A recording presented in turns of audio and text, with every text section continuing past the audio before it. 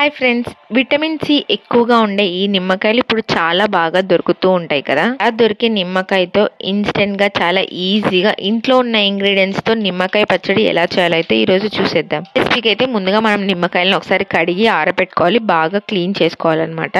Clean చేసుకున్న నిమ్మకాయలను అయితే 4 భాగాలుగా కట్ చేసుకోవాలి. కట్ చేసుకున్న తర్వాత తీసుకున్న నిమ్మకాయలను బట్టి అయితే ఉప్పు కారం అడ్జస్ట్ చేసుకోవాలి. నేనైతే ఒక 4 to 5 తీసుకున్నాను కాబట్టి దానికి సరిపడా ఉప్పు కారం అయితే వేసుకున్నాను. ఉప్పు కారంతో పాటు కొద్దిగా పసుపును కూడా యాడ్ చేసుకుని ఒకసారి అయితే బాగా మిక్స్ చేసుకోవాలి. మిక్స్ చేసుకున్న తర్వాత అయితే లాస్ట్ లో కొద్దిగా ఫ్రై చేసి రోస్ట్ చేసుకున్న ఆవాల పొడిని అయితే వేసుకోవాలి. అన్ని వేసుకొని ఒకసారి అయితే బాగా మిక్స్ చేసుకోవాలి. మిక్స్ చేసుకొని మనమైతే ఏదైతే పికిల్ పెట్టుకుంటున్నామో ఆ పికిల్ జార్ని అయితే నీట్ గా వాష్ చేసుకొని పెట్టుకోవాలి. తడి లేకుండా చూసుకున్న తర్వాత అయితే మనం ఆల్రెడీ మిక్స్ చేసుకున్న పికిల్ని అయితే ఇందులో వేసి స్టోర్ చేసుకుంటే చాలా నెలల వరకు చాలా ఫ్రెష్ గా ఉంటుంది ఈ పికిల్.